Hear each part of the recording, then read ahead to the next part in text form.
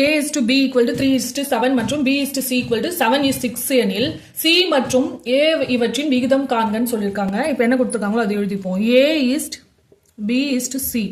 A is to B வந்து என்ன கொடுத்துருக்காங்க 3 is to 7. Next B is to C என்ன கொடுத்துருக்காங்க 7 is to 6 கொடுத்துருக்காங்க. இப்போ இங்க என்ன காலியா இருக்கோ அது அங்க இருக்கிற நம்பரை தான் இங்க காலியா இருக்கிற இடத்துல எழுதணும். இந்த இடத்துல இங்க என்ன நம்பர் இருக்கோ அதே தானே எழுதுவோம். இப்போ இதெல்லாம் மல்டிப்ளை பண்ணி போடணும். இப்போ மூணுலயுமே 7 காமனா இருக்கா? அப்போ 7 வந்து கேன்சல் பண்ணிக்கலாமா? கேன்சல் பண்ணிட்டா என்ன கிடைக்கும் 3 is to 7 is to 6. ஆனா இங்க கேட்டிருக்கிறது என்ன C மற்றும் A இவற்றின் விகிதம் தானே. C is to A. C ஓட விகிதம் என்னங்க 6 is to A க்கு வந்து 3.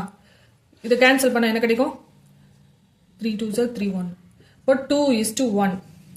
இதுக்கான ஆன்சர் வந்து ஆப்ஷன் D 2 is to 1.